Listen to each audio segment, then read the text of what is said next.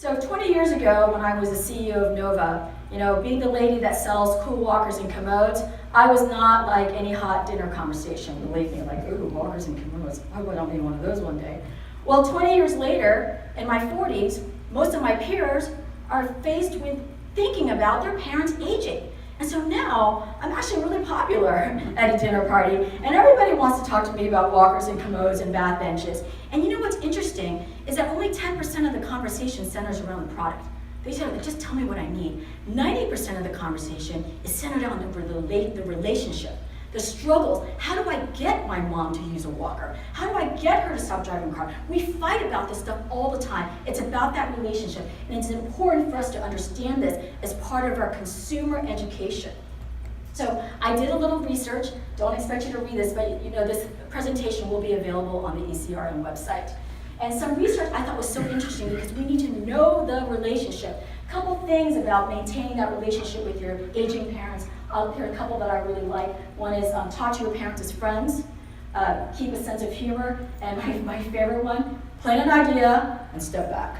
Plan an idea and step back. I thought that was really interesting.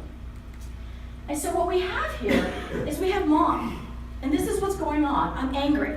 I'm angry that I can't drive anymore. I'm angry that you're asking me that I have to redo my bathroom, put a bath bench in there. And I'm depressed. I'm afraid. I'm afraid I'm going to fall, and I don't want to talk to you about it. And then you have a daughter who's worried, and she's sad, and she's tired because she's dealing with a sandwich generation here. And she's afraid. She doesn't know what's going to happen to her mom and dad. And she's very frustrated because she just wants to help. So what we have here is we have an epic emotional state going on. So this is important to realize is when we're thinking about our customer, we are not just thinking about a single person in a single transaction. We are talking about a relationship. We are selling to a relationship. Which brings in where I think we can shatter the service levels of our industry. By understanding that emotional part, the EQ and the IQ, I believe that when you have home healthcare educators, we are also superheroes. That's not a stretch. Apple does a Genius Bar because with that psychological epicenter of fear and denial and the relationship that is in a terrible, confused place, we're saving the day.